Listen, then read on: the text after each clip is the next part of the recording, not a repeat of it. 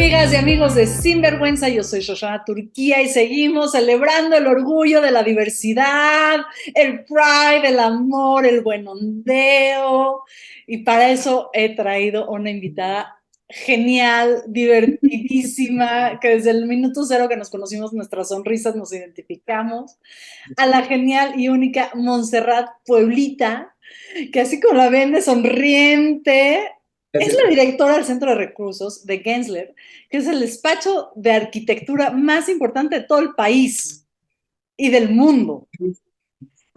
Y Montserrat, entre sus diversidades, ha hecho desde hoteles del amor hasta los hoteles más lujosos, donde algunos nada más soñamos en poder llegar.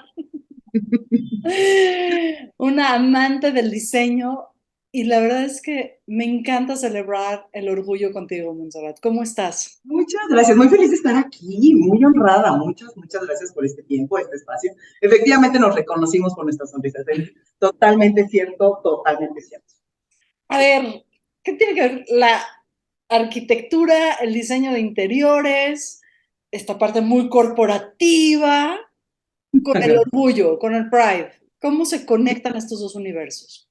Oh, por Dios, a ver, buena pregunta, creo que nunca la pensaba así, pero yo te diría que de dos lados. El primero es todos los que trabajamos dentro de la oficina. Una historia que yo suelo contar es que yo siempre había estado en oficinas locales, ¿no? Donde, pues, que la gente asuma lo que quiera, ¿no? Y que, pues, que hay que la gente vea y que la gente no pregunte, pues ahí los cercanos medio se enteraban con quién salía yo. Pero al mismo tiempo con un poco de miedo en el momento en el que llego al despacho más grande de México y como que caigo en cuenta de aquí no me van a dejar crecer, ¿no? No hay manera en la que yo, siendo mujer diversa, vaya a poder ser directora pronto. Y yo ya tenía esto un poco en la cabeza. La verdad es que ese despacho también ha evolucionado muchísimo. Eso fue hace ya algún tiempo. Y en eso me buscan de Gensler, que es firma global, ya sabes, esta cosa enorme. Y lo primero que hice, porque esta generación así, abrir su Instagram y empezar a ver qué era lo que se decía, ¿no? Y parte de lo que veo es un post del Pride, ¿no? De un director de diseño, ¿no? Y en eso empiezo a ver que era algo que se celebraba la diversidad, se celebraba que hubiera muchas personas muy diferentes, ¿no? Y eso fue como, ok, en una entrevista y en otra, y se me hizo el proceso rarísimo, ¿no? No me preguntaban mi edad, no me preguntaron si me iba a casar, quería tener hijos ni demás, que de repente hay algunas empresas que lo siguen preguntando para nuestras empresas. Se llama discriminación, es ilegal, por cierto. Ya sé, es terrible, pero lo siguen haciendo. Y era este lugar donde mi currículum se fue sin foto, te lo piden sin foto, de hecho lo enseñan sin nombre de manera interna, ya hasta que te entrevista alguien más, ¿no? Entonces toda esta parte del proceso para mí fue súper nuevo. Entonces me acuerdo que llego con mi madre, y le digo, mamá, me están buscando a esta empresa, y me dice, pero ¿por qué te cambias? Y ya estás aquí, ¿no? Ella le gusta como los procesos lineales y demás, pero acepta que su hija no es así. Entonces volteé y me dice, le enseñó en Instagram, le digo, mira, de todo esto, esta cantidad de colores es para mí, mamá, ¿no? Y volteé y me dice, tienes toda la razón, este lugar definitivamente es para ti. Entonces, trabajar en un lugar que visibiliza todas las diferencias, que contrata y hace procesos a nivel interno, y con base en esto empieza a hacer políticas internas a la oficina, es por un lado una cosa que súper impacta en un mundo tan corporativo como la arquitectura, que puede llegar a ser muy corporativa en estos niveles.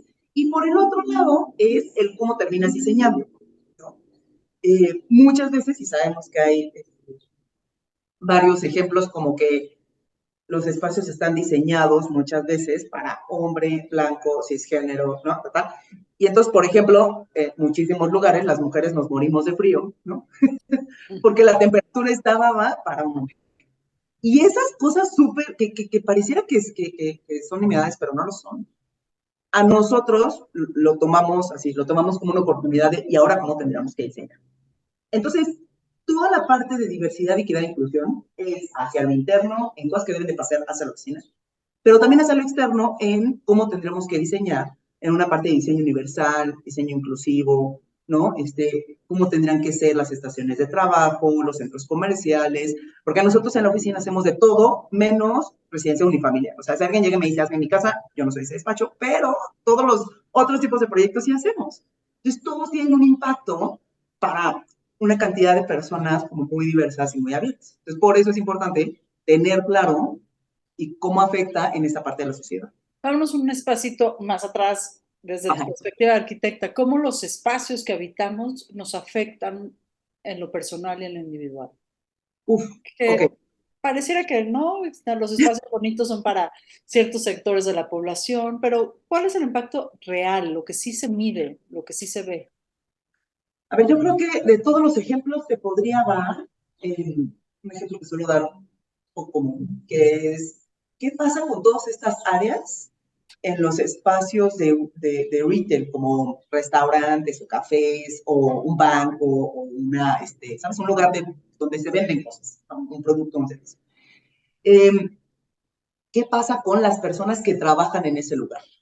Entonces, muchos arquitectos hemos tomado eh, esto de dignificar los espacios, pero muchos lo han tomado hacia afuera, ¿no? ¿Qué pasa con las mesas? ¿Qué pasa con los comensales? ¿Qué pasa con los huéspedes? ¿Qué pasa, no? Con estos que están atrás. Y para nosotros es más, ¿qué pasa con todo el proyecto y todos los usuarios? Porque tan usuario es quien paga por una habitación en un hotel, como quien va a atender la cama, como quien te recibe, o sea, sabes, te recibe el coche o te recibe en una recepción. Pues para nosotros todos son usuarios. Si todos los contemplamos como usuarios, entonces sabemos que todos tienen necesidades. ¿Cómo, o sea, sabes qué tan inclusivo puede ser un proyecto u otro? Sabemos que hay cosas que, en las que es un poco complicado porque hay que mover, hay que cargar, ¿no? Hay procesos en los que no puede ser tan inclusivo como quisiéramos o tan diverso como quisiéramos. Eh, pero al final te termina afectando. Hay una parte, por ejemplo, en cómo los espacios afectan tu cabeza literal, o sea, el cerebro afecta a los interiores. Parte de por qué yo me dedico a los interiores es porque en el 90% del tiempo estamos en un interior. No forzosamente en un interior arquitectónico, ojo, ¿no? ¿Cuál es la Pero igual, diferencia? sí, a ver, si yo lo pongo como en el interior de un vagón de metro, o en el interior de un autobús, o en el interior de un coche, estamos en un interior. ¿Cómo funciona este interior versus si estoy en un parque, o si estoy en bosque, o si estoy, ¿sabes?, en la playa? Eh, Al final, por cómo funciona el mundo actualmente, la mayor parte de la población está 90% en espacios interiores. Y esto entonces afecta, y te lo voy a poner en un ejemplo como a la inversa. Si nosotros ya sabemos, ¿no?, que los espacios con hacinamiento, poca iluminación, ¿qué más te podría decir? Oscuros, húmedos, no funcionan, lo voy a poner como un reclusorio o como un lugar donde privan de la libertad. Y que esto cambia directamente a cómo tu cuerpo puede funcionar o no. Entonces, si vemos que eso literalmente enferma los cuerpos, ¿por qué los hospitales los diseñamos como unas cajas cerradas, viendo solamente hacia lo interno? Pues mucho lo que estamos haciendo es, los hospitales deberían de ver más hacia la naturaleza. Entendemos que hay un tema de asepsia, pues, por obvias razones, pero entonces, ¿qué tendría que pasar dentro de un hospital para que la gente pudiera sanar? Entonces, es empezar a hacer estas preguntas ¿Y de, qué tendría que ser un hospital? no, Porque claro, ya me dejaste con la duda. exacto, entonces más bien es cómo tendríamos que poner el color, cuáles son los materiales que tendríamos que utilizar, cuál es la iluminación que tendríamos que tener, ¿no? Si ya sabemos que la luz que es un poco más blanca, pensemos en la de cocina noventera, ¿no? O baños, ¿por qué si esa iluminación que te hace ver verde, la estamos teniendo en un hospital, si relacionamos lo verde con enfermedad, o sea, una piel verde con enfermedad? ¿No? ¿Por qué no cambiamos un poco la iluminación hasta los niveles donde en realidad nos deje cada especialidad? Entonces, sí, es ir a empezar a ver cada uno de los proyectos y saber cómo pueden irse cambiando. Pues, por ejemplo, nosotros hicimos una investigación de interiores, de espacios corporativos, interiores corporativos. Porque sabemos que la pandemia cambió muchísimo. Entonces, si bien hay algunas cosas que ya van a cambiar, ¿qué pasa con los espacios interiores corporativos en México? No a nivel global, no a nivel regional, en México. Y parte de lo que veíamos es, a la gente le gusta ir a la oficina. Entonces la siguiente pregunta es, ¿te gusta ir a la oficina o necesitas ir a la oficina? ¿O a qué vas a la A la oficina? gente le gusta la oficina después de pandemia y de home office y de Sí, los traslados de 3 horas. sí, y por una cosa súper local, y es que no todo el mundo tiene el espacio. No todo el mundo tiene el espacio para trabajar en su casa, ¿no? O sea, no, porque entonces ahí tienen o perros o hijos o, ¿sabes? O pareja o tal, que también trabaja en casa. Entonces, hay que, o sea, sí regresar a la oficina, pero entonces, ¿cuánto tiempo tendrás que regresar a la oficina? Y veíamos que hay un mix, por ejemplo, de, mira, si a las personas les gusta trabajar como en esta cosa de una cafetería, ¿no? Entonces, no es que necesites un escritorio con la silla, y no, porque eso igual y lo puedes hacer en tu comedor. Pero ¿qué pasa si tienes un espacio con un sillón más cómodo, que sea ergonómico, ¿no? Entonces, puede haber un café, puede haber, pues estos otros mixes de otros lugares donde puedes trabajar, donde no forzosamente es una estación de trabajo, ¿no? O lugares donde te vas a reunir. Adentro de Entonces, la oficina. exacto, entonces, Y no no siguen nada, habiendo clientes de tu despacho que digan, yo no les pago para que vengan a echar su siesta aquí. ya sí, o sea, a ver, las salas de juntas, esta sala de juntas enorme de consejo, está en muy raros lugares se utilizan, pero sí en estas reuniones de dos, tres personas, porque además el mundo cada vez es más colaborativo. Entonces, yo hago estas cosas, tú haces estas, entonces luego nos reunimos, hay veces que son una reunión de 10 minutos, hay veces que sí es una junta, o hay veces que tienes que estar 2 días trabajando con una persona. Entonces, ¿cómo en realidad tendría que funcionar? Y empezar a pensar los espacios como estos espacios polivalentes, estos espacios que van a ir cambiando, por ejemplo, a lo largo del día. Si lo pensáramos, por ejemplo, en un hotel, hay veces que el restaurante, pues en la mañana es buffet, ¿no? Y en la tarde es el restaurante de especialidad italiana o francesa. Sí. Entonces, ¿cómo tendrías que ir cambiando eso? Y eso, entonces, ¿cómo afecta espacialmente? Y en los servicios, ¿cómo también va afectando? ¿No? En toda esta cosa del bajo pago, que no ves, ahí está. Y es lo que le da servicio a todo lo que sí. ¿No? Eh, ¿Cómo esto va a afectar? Entonces, el otro, por ejemplo, tenía una conversación de cómo afecta el real estate esta generación que todo se mueve por teléfono. Entonces, vas y pides un café por teléfono para llegar al café, no hacer fila y recoger tu café, ¿no? Entonces, significa que necesitas menos espacio para fila, pero entonces una cubierta más grande para poner los pedidos de la gente que ya pidió el café para no formarse para ir a su café, Que ¿no? no ha llegado, ¿no? ¿No? Y entonces, todo esto afecta en metros cuadrados. Entonces, todo esto afecta en un espacio. Y estos espacios, al final, te afectan, a bien o para mal, a todos los usuarios. ¿No? O sea, sí hay lugares donde llegas y, ¿no? O sea, como que sientes hasta el estómago raro. Eso es lo que estamos intentando evitar en el momento de diseñar correctamente un espacio interior. Pienso en muchas cosas. A ver, uno, Gensler es el despacho de arquitectos más grande del mundo. Sí. Sí, o sea, ahorita nosotros somos 53 oficinas divididos en 10 regiones. Lo que tenemos son equipos especializados en las diferentes tipologías. En México ya llevamos 10 años. De hecho, este es así como nuestro 10º aniversario. Este, Felicidades. Gracias. Sí. Y mucho de lo que hemos visto también, y eso ya lo traímos desde antes, es que para ser global hay que ser local. Entonces, hay muchas tendencias que las podemos ver de manera general global, pero hay otras que las sociedades funcionan de manera muy particular, ¿no? México funciona, por ejemplo, este ejemplo es en Europa los bancos cada vez existen menos las sucursales bancarias como sucursal. Entonces ya hubo un ejemplo hace poco que leía de tal sucursal bancaria ahora son departamentos. Y yo justo pensaba, en México eso no pasa, porque en México muchas personas siguen pensando que su cajero o cajera de confianza, ¿no? Se forman hasta para llegar con esa persona porque juran que su dinero está en el cajón de la derecha de su archivero. Hay cosas en México que son súper puntuales. Entonces hay cosas que sí pueden funcionar de manera global y hay otras que funcionan como de manera súper local. Y eso me lleva a mi siguiente pregunta. Tú te enamoras de este despacho porque le haces así a tu Instagram y te encuentras una foto de Pride y, ¿no? Y pues qué bonito, y en un país como México que en algunas ciudades sí se puede. ¿Y qué es una firma con 53 oficinas en el resto del mundo donde mujeres como tú o como yo o estaríamos o muertas o en la cárcel? ¿Cómo Sí. funciona Pride en el resto del mundo? Porque si pusiéramos un puntito, ¿no? Súper, Verdecito donde sí podríamos vivir sí, y un puntito rojo donde no, el planeta parece muy rojo. sí. Sí, a ver, te voy a decir, por ejemplo, algo que pasó con género, más que con Pride, con género, ¿no? Este, nosotros teníamos esta norma, pensamiento de queremos ser 50-50, vamos a empezar a hacer políticas no solamente para las mamás, sino también para los papás, para las personas que quieren disfrutar de maternidad y paternidad en el momento de tener chamaquines y demás, ¿no? Eh, y entonces tú veías todos los números y te dabas cuenta que dábamos 50-50, pero entonces cuando ibas al liderazgo, te dabas cuenta que estábamos 80-20.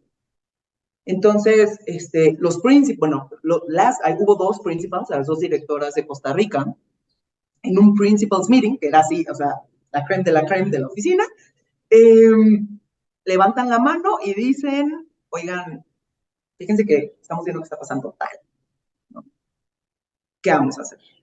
¿Ok? Pues lo que vamos a hacer es, vamos a hacer políticas para entonces poder cambiar algunas dinámicas que nosotros estamos viendo que están pasando en la región, en la oficina y demás. Y entonces a partir de eso empezar a fomentar el liderazgo entre mujeres, ¿no? Y aún así, bueno, con el pensamiento de no puedes arreglar algo que no sabes que está roto. Si tú crees que es correcto, no lo puedes arreglar, no hay manera, ¿no? Entonces, lo primero es reconocerlo y reconocer, oigan, fíjense que nosotros pensábamos que lo estábamos haciendo muy bien y pues ahí vamos, pero los siguientes pasos a seguir son tales. Y aún así, hubo una comunicación interna en la que se decía que se celebraba, ¿no? The celebration in March. Entonces yo levanto la mano porque además también Estaban celebrando co-lidero, el 8 de marzo, ¿no? ajá, sí, marzo como el mes de la mujer, we're celebrating. Entonces, Y tú así de... ¿no? Entonces yo estoy liderando junto con una persona de Costa Rica la parte de diversidad, equidad e inclusión para Latinoamérica. Y en esa llamada levanto mi manita en Teams y les digo, oigan, nada más un favor, ¿no? No utilicemos la palabra celebrar. Yo no estoy celebrando. O sea, hay cosas que se conmemoran, no celebran. Hay otras cosas que podemos celebrar, ¿no? Pero esto no es. No, bueno, Monse, pero es que mira, igual tú les digo, no, no, no, o sea, necesito que entiendan una cosa. En todas estas oficinas hay dos oficinas que están en México, Monterrey y México. Y a mí me da miedo salir a la calle, caminar en la noche con mi novia, ¿no? Porque me da miedo no regresar. Me da miedo cuando sacamos a pasear al perro en la noche. Entonces, yo no estoy celebrando. Se quedaron como, ok, ¿no? Entonces, ¿qué pasaba también con todos los países de Oriente Medio? Que les pasa algo muy similar, ¿no? Porque tenemos oficina en Dubái y tenemos, ¿no? Y entonces levantan la mano la región y dicen, mira, creo que nosotros también nos sumamos a lo que Monse está comentando. Había mujeres de la región de Oriente Medio en la junta. Sí, justo también levantaron la mano y a favor, ¿no? Y entonces fue, ok, sí, ya habían mandado esta comunicación, entonces anotamos esto, para las siguientes vamos a mandar un copy antes de mandarlo, ¿no? A los líderes a las y los líderes de las regiones, para saber qué está pasando y si todos estamos de acuerdo con eso. Entonces, si esto yo lo traslado a la parte de Pride, también se están haciendo, por ejemplo, políticas de qué pasa con el seguro de gastos médicos con las parejas homosexuales, ¿no? Y cómo entonces se visibiliza una familia como parental y es necesario visibilizarla o no, ¿no? O sea, en temas corporativos y de ir a la oficina y demás. No nada más en la parte de diseño, en lo que nosotros hacemos como un producto o un espacio, ¿no? Arquitectónico. Yo te diría que en este momento, para nosotros a nivel interno se llama el LGBT, ¿no? Eh, Cuando tenemos estas reuniones, mucho de lo que decimos es no hagamos como un rainbow washing en junio, Explica qué porque es el rainbow washing, porque yo te sí, entiendo. Es que la complicado. gente se pone la banderita para hacernos creer que son y no son. Exacto, ¿no? Y entonces dijimos, hay que hacer, o sea, así como existe una agenda para liderar, o sea, para que las mujeres, haya más mujeres líderes en la firma, pues entonces también hagamos una parte de hacernos, o sea, una parte de enseñanza, una parte de aprendizaje, ¿no? ¿Qué es correcto, qué es incorrecto, ¿no? qué decir, qué no decir, y que si en junio, si bien vamos a marchar como firman los que queramos marchar, entonces, ¿qué otras cosas tenemos por decir? ¿No? Y entonces fue, ok, ya estamos enseñando y educando cuáles son cada una de las letras del acrónimo y tal. Entonces, ¿qué va a pasar la otra parte del año? Y fue empezar a levantar la mano en eso y fue, ok, vamos a apoyar a una asociación o a una fundación con que tenga estos fines. Ya no nada más van a ser fines educativos, sino que vamos a fomentar algún tipo de rifa para dar algo como un donativo, o alguien levantó la mano y dijo, no, que no sea dinero, que sea tiempo. Quiero que todos dediquemos tiempo. Perfecto. Entonces, ¿a qué asociación o fundación vamos a ir y vamos a hacer o un proyecto pro bono, ¿no? O vamos a ir a regalar tiempo para pintar, armar, o sea, ¿no? Que es parte de lo que ahorita estamos nosotros viendo qué va a pasar de junio a junio. Ahorita justo estamos viendo como cuáles son los proyectos en los que estamos. Más bien es visibilizar qué es lo que nosotros también estamos viendo de este lado y también aceptar eso. Yo creo que la mitad del LGBT, bueno, no la mitad, posiblemente una tercera parte, nosotros, son personas heteros, ¿no? Y son estas personas aliadas también al LGBT, porque también es muy importante lo que tienen que decir, ¿no? Entonces, no en su mayoría, no, pero es como escuchar qué es lo que también está pasando en la sociedad y también ver qué están viendo, porque hay cosas que de repente cuando tú estás en tu circulito y en esta cosa, ¿cómo se llama? El sesgo de confirmación, ¿no? Estás escuchando que todo lo que estás haciendo es correcto, te tienes que dar cuenta de qué es lo que te hace falta, ¿no? Entonces, es escucharnos a todos desde una parte como súper respetuosa y aceptar que no estamos donde queremos estar, porque todavía existe el LGBT. O sea, exacto, pierde la razón de ser cuando todas las personas pues vivamos plenitud de derechos, ¿no? Eso es lo que pasa hacia adentro de un corporativo y quienes les guste la empresa y los corporativos y las organizaciones vean un ejemplo de cómo sí se puede. ¿Qué pasa con tus clientes, Montserrat? ¿Qué pasa con ese Uf, otro mundo? Porque, claro, uno va y propone y hacia adentro intenta y abre el espacio y el techo de cristal, bueno, se trata de, ¿no? De romperlo. Pero sales a un mercado que sigue siendo conservador, sí. que sigue siendo parte de la pirámide, ¿no? De privilegios versus discriminaciones. ¿Cómo te mueves en un mercado así? ¿Cómo lo logras? Uf, a ver, es complejo, muy complejo, ¿no? Porque en el fondo sigues queriendo tener estos clientes locales, ¿no? Si bien hay clientes globales, sí, muchas gracias, el mercado es local, ¿no? Y la Pero oficina de pues, me imagino que va a haber una cosa así como de Pareto de 80-20, ¿no? Más o menos. Pues, el Pareto no se va así nada más. que te diría, a ver, depende de las regiones. Los proyectos entre más grandes, bueno, no, es que ahorita te diré todo, te voy a decir por qué.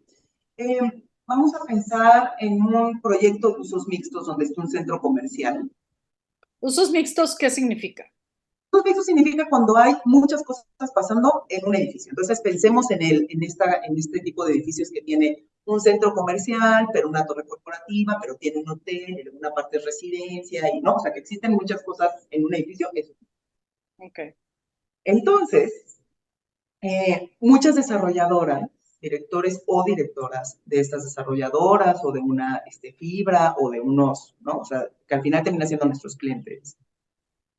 Hay muchos que están muy abiertos a escuchar oye, por ejemplo, en un centro comercial, ¿no? ¿Qué tal que no nada más pones baños de hombres y baños de mujeres? A ver, solamente son los baños, pero es que los baños son un gran tema en nuestra No, comunidad. bueno, los baños dan para todo el Los, mes de Pride de discusión. sí, no, a ver, y a mí la cantidad de veces, yo me considero bastante fluida, entonces yo sí veo que hay mucha fila en el baño de mujeres. Yo sí soy esa persona que entra al baño de hombres sin permiso, Yo ¿no? no sé Porque si soy no. fluida, pero hago lo mismo y además hago revolución. Y los señores me dicen, ¿pero por qué te metes? Logística, compañero, Sí, logística.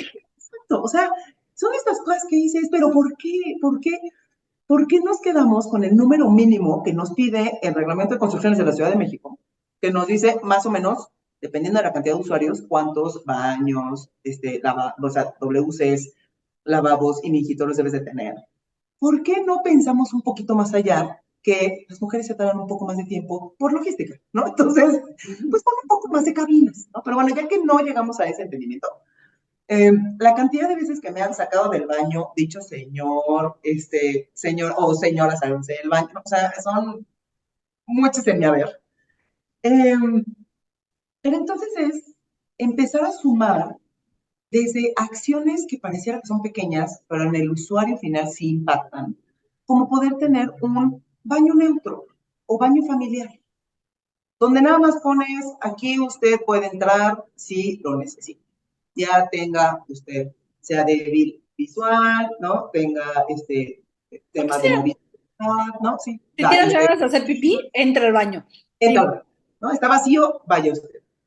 Luego la pelea es en un tema operativo, porque esos baños suelen estar cerrados con llave hasta que alguien va y le dice a alguien de seguridad, por favor, abre el baño, ¿no? Entonces, es un paso a la vez.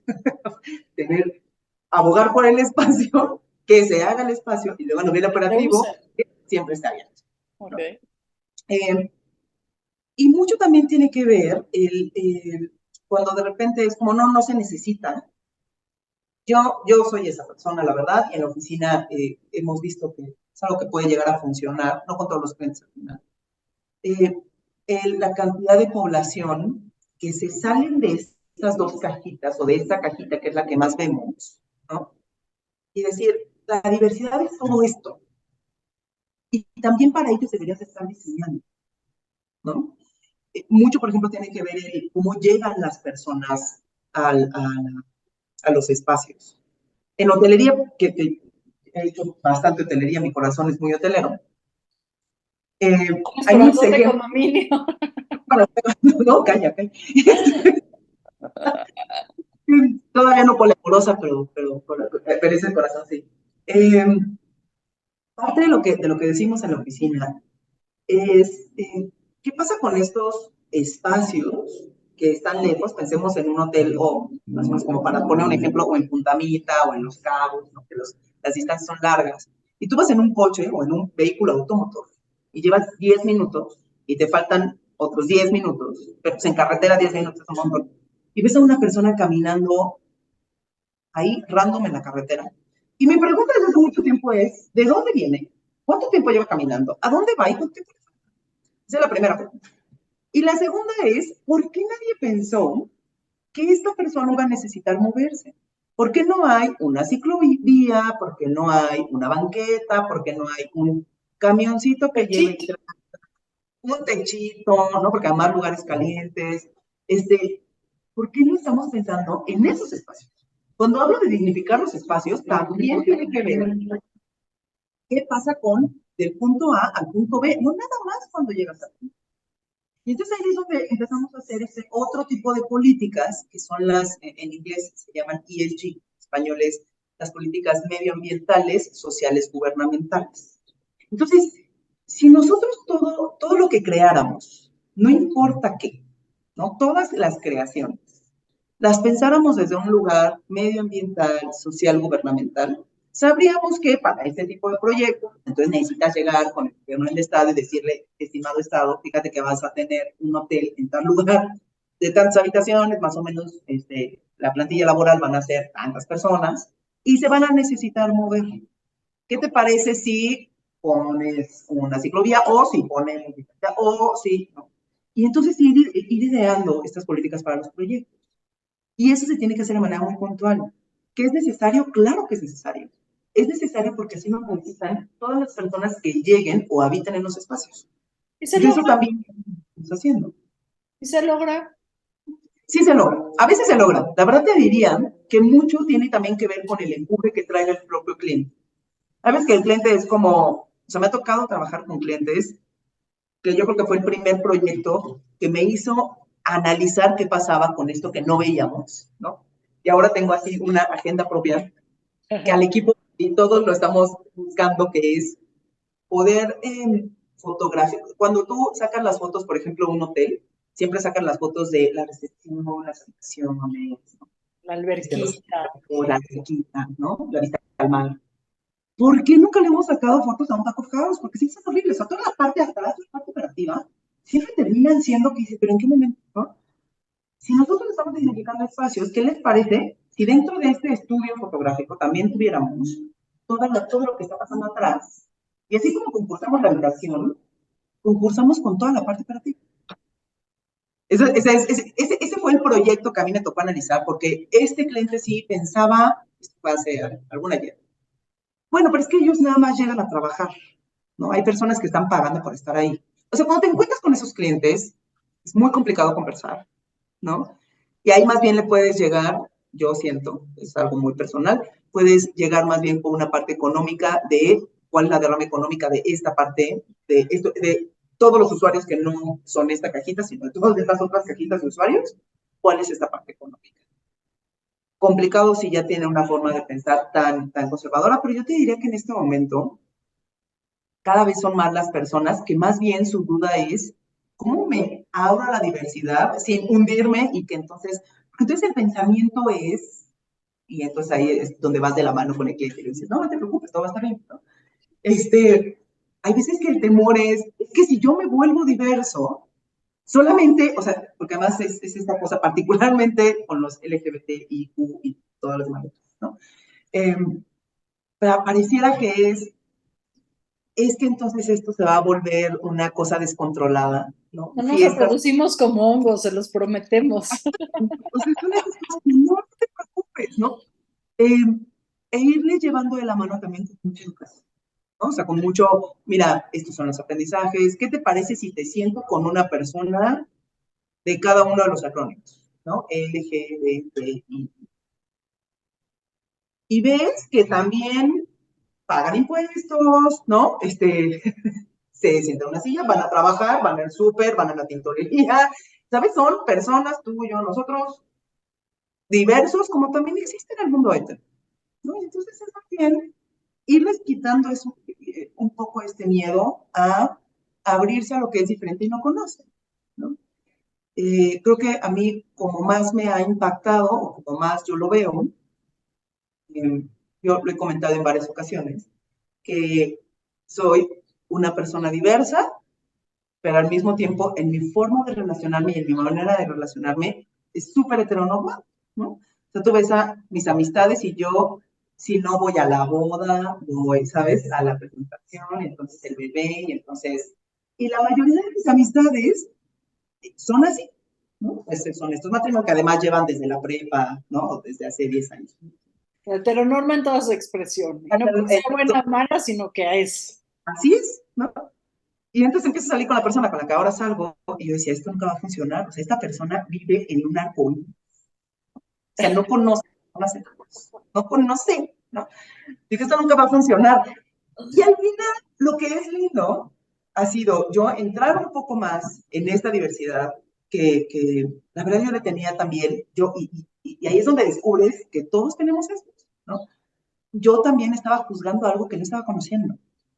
Y ella también estaba juzgando algo que había conocido, pero hacía mucho ya no se actualizaba. Entonces empieza a convivir con mis cuñados, mis hermanas y los amigos y todos los esposos, todos los bebés y todo tal. Y se da cuenta que la diversidad, o sea, la diversidad está en muchos lados, ¿no? Y que hay cosas que padecen las comunidades en general, ¿no? O sea, y que hay conversaciones que de repente pareciera que pueden ser más fáciles, que en realidad no lo son, o que no se quieren, ¿no? Y también empezar a ser conscientes de estas cosas. Y una vez que eres consciente, entonces ya puedes trabajar en esto. Era lo mismo que hablábamos hace rato de, no puedes saber, o sea, no puedes arreglar algo que no sabes que está roto. Está roto, claro. ¿Crees que está bien? Montserrat, pienso un poco también eh, en México frente al mundo, ¿no? La semana pasada vino al programa Julieta Brambilia, que es la directora de comunicación del INEGI, nos hablaba que pues sí, uno de cada 20 personas jóvenes de este país es no hetero o no cis o algo en el medio. Es decir, uno de cada 20 personas, pues ya les quedó chico el closet, ¿no? En términos de arquitectura, diversidad, inclusión, sostenibilidad, etcétera, ¿cómo ves a México frente al mundo? ¿Cuál es tu mirada frente a esa complejidad global? A ver, ¿Qué tenemos y qué nos falta? yo te diré en la parte medioambiental, si empezamos por ahí. El otro día escuchamos un gran dato, y era que México es de los pocos países, hasta en Latinoamérica, deja tú en el mundo, en Latinoamérica, ¿no? Que creemos que medioambiental, o sea, perdóname, que creemos que los proyectos como sostenibles es solamente medioambiental. Se nos olvida que la sociedad está, ¿sabes? Una parte de la sostenibilidad. Y si nosotros vemos los 17 puntos de la sostenibilidad de la ONU, o sea, el primero es erradicar la pobreza. Dime eso que tiene de medioambiental, ¿no? O sea, Pues es todo. 100%, exacto, pero es 100% social, ¿no? Entonces, uno yo creo que lo que le hace, de lo que está padeciendo México como tal, es pensar que esta parte de sostenibilidad es 100% medioambiental. Tiene mucho que ver con sociedad. En proveedores, por ejemplo, que es mucho de lo que yo también veo en la oficina, profesionalizarlos, yo te digo, ¿no? Eh, Cuando vemos cuáles son las certificaciones, cuáles son los procesos correctos, cómo tenemos que tratar los desechos, ¿no? Que lo podemos escuchar que en el norte de América se hace de una mejor manera, o en Europa se hace de una mejor manera, o qué pasa con los desechos para que no sean desechos y entonces pueda volverse un producto con X o Y circularidad, ¿no? Entonces, creo que uno de estos es profesionalizarse, que es parte de lo que nosotros también estamos pidiendo, porque nosotros tenemos, de manera como personal en el despacho, dijimos, si nosotros somos la firma de arquitectura y diseño más grande del mundo, nada más por cantidad de metros especificados, ¿no? Por la cantidad de personas que trabajamos en esto, deberíamos de subirnos a esta estrategia, y entonces se firma en el 2015 el Tratado de París, y dijimos, antes del 2030, todas nuestras especificaciones van a tener un tema de sostenibilidad. Por supuesto que todos los países que estamos en vías de desarrollo levantamos la mano como, oye, no puede ser por ahí de 2040, y pero no, 2030. Y entonces mucho es trabajar con lo local, porque lo local, nada más porque está más cerca, ¿no? Por un tema de distancia, nos va a funcionar mejor para hacer carbón cero o carbón positivo, que es esto de no tener un impacto en el medio ambiente mayor, ¿no? Entonces, mucho ha sido ir directamente con los proveedores y decirles, necesitas X o Y, necesitas este certificado, necesitas que tu proceso, por ejemplo, vuélvete una empresa socialmente responsable. No todos los proveedores los vas a tratar igual, porque no es lo mismo el proveedor de mobiliario, ¿no? Que entrega X cantidad de estaciones de trabajo al día, que el que hace, ¿sabes? Cerámicos para el muro de barro preciosos, pero saca 10 tiles al día, ¿no? Entonces, igual y voltear a ver, ok, vuélvete una empresa socialmente responsable, ¿no? Y también que empezar a analizar cuáles son sus procesos y en qué momento lo podamos hacer. Y en la parte gubernamental, tenemos amplias áreas de oportunidad, ¿no? Uno es voltear a ver a la sociedad y ver qué es lo que está faltando, qué pasa con la sociedad. Y también muchas personas que nos dedicamos a diseño, que nos podamos acercar y hacer proyectos con la parte gubernamental. Porque ahorita muchos es como, no puedo trabajar, si puedo trabajar, o puedo trabajar nada más con gobierno si es a través de X o Y, o no, que es mucho de lo que pasa en las empresas, en las empresas de diseño. Entonces, tocando como esos 3 puntos, creo que vamos en el camino correcto, vamos un poco lentos, muy lentos, ¿no? Pero creo que el mismo mercado está pidiendo que vayamos más rápido.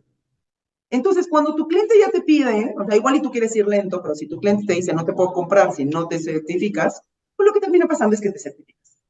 O dices, bueno, ya no va a ser mi cliente, que nada más es uno de 100, pero cuando 99 te lo están pidiendo, lo único que pasa es que el propio mercado te empieza a empujar para que Para que quieras.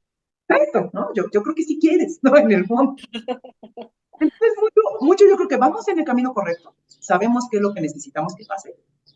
Y eventualmente llegaremos ahí, sí, porque la economía, al final, por mil cosas, pensemos en nearshoring, pensemos, ¿no? En trenes, pensemos en cosas que están pasando en el mundo y de manera local, los espacios se necesitan. Independientemente de que cada vez somos más, ¿no?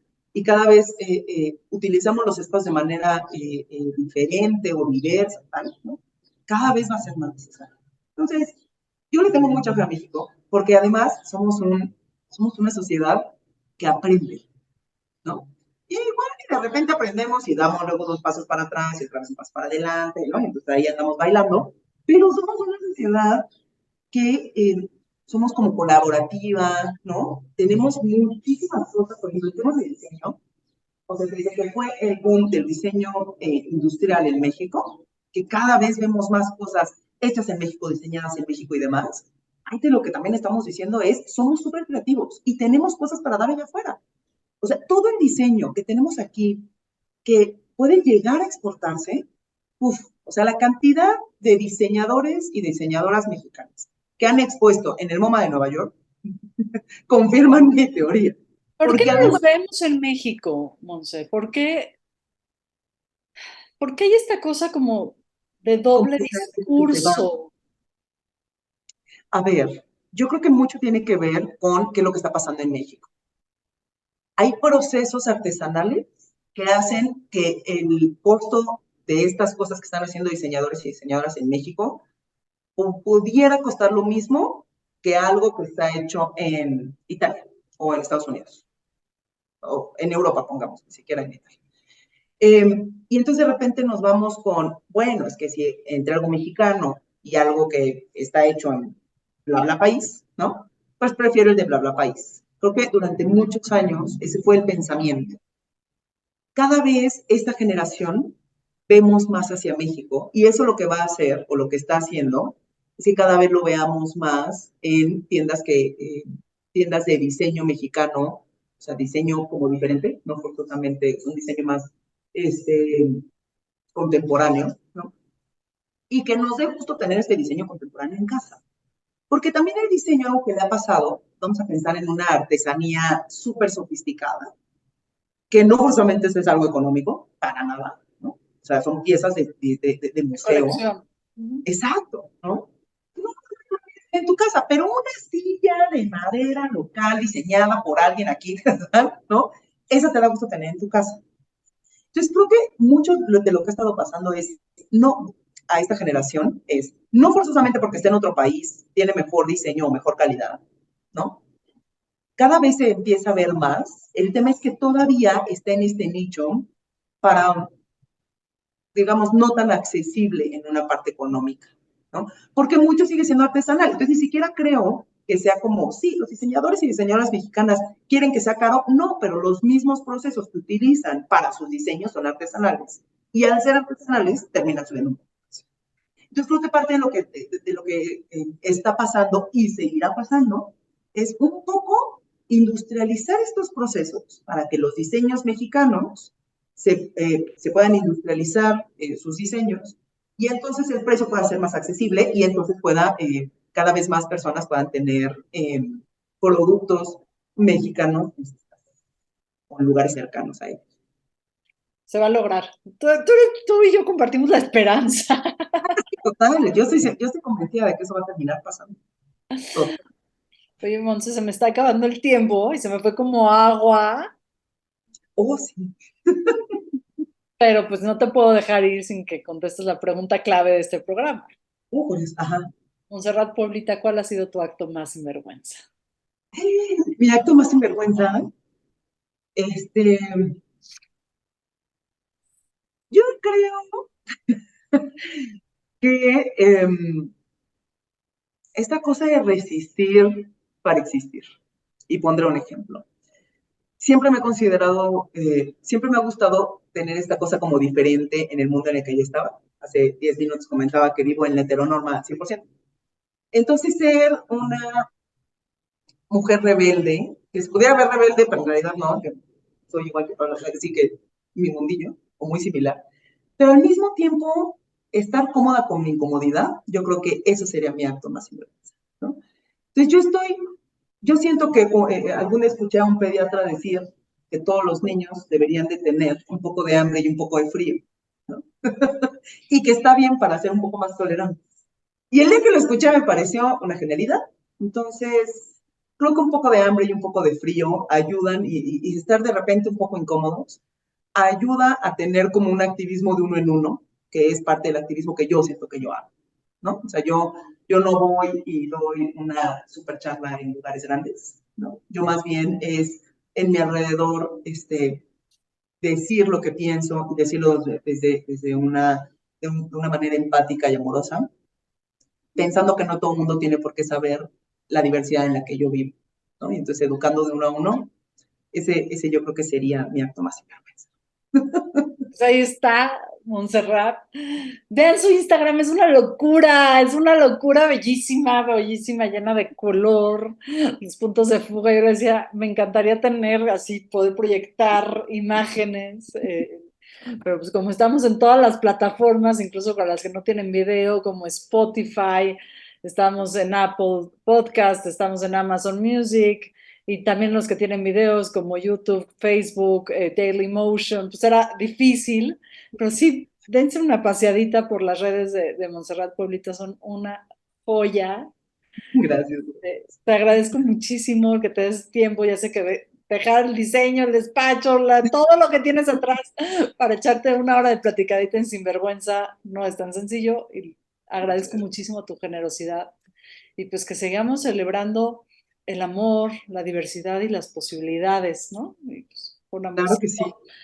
También quiero agradecer muchísimo a todo el equipo de Radio 13 que hace que este espacio exista y funcione.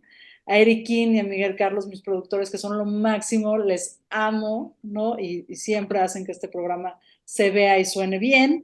A Danae Ramírez de Libertad Peralta, que se encargan de subirlo a todos lados, que los promos se vean bien, toda esa chamba que solita una nunca podría hacer para que Sinvergüenza llegue a más lugares. Hoy no sé quién va a estar en los controles, así que a Raúl y a Dani un besote también. Y pues sí, creo que Radio 13 es un espacio muy valiente, ¿no? Donde hay mucha congruencia también en abrir los micrófonos a las diversidades, porque como decías, ¿no? Hay lugares donde se pintan de arcoíris, pero le rascas tantito y nadie está tomando decisiones, nadie tiene la voz. Y en este espacio sí, ¿no? Y eso es muy, muy agradable y muy bonito. ¿Algo más que nos quieras compartir? Ay, no, muchas gracias. Qué gran conversación. Muchas gracias por este espacio. En verdad lo agradezco muchísimo y espero vernos pronto, ¿no? Pronto. Para más conversaciones de estas. Muchísimas gracias, Montserrat. Yo soy Shoshana Turquía. Gracias a todas las personas que nos escuchan. Ayúdenos a que esto llegue a todos lados. Y como lo dije desde la semana pasada y lo seguiré repitiendo, durante todo el mes del orgullo LGBT o el orgullo de las diversidades, tengamos mucho cuidado con nuestras palabras y con nuestras acciones, porque a veces una palabra de odio puede estar hiriendo a la persona que más queremos y no lo sabemos. Y tratemos de hacer lugares seguros, que nuestra presencia sea un espacio seguro para que todas las personas puedan habitar toda su dignidad y todos sus derechos. Ese es el reto que yo les dejo y gracias por escucharnos. Gracias, Monse. Gracias. Bye. Bye.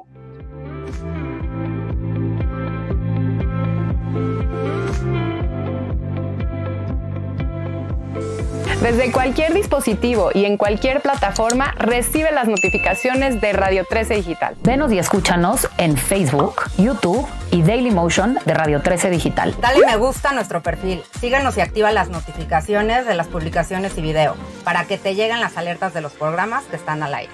Escucha nuestro podcast en Spotify, Amazon Music, Apple Music y Deezer. Síguenos en YouTube. Búscanos como Radio 13 Digital. Suscríbete a nuestro canal y activa la campana para que te lleguen las notificaciones de todo nuestro contenido. Visita nuestra página web www.radio13.mx. Radio 13 Digital, programación consciente.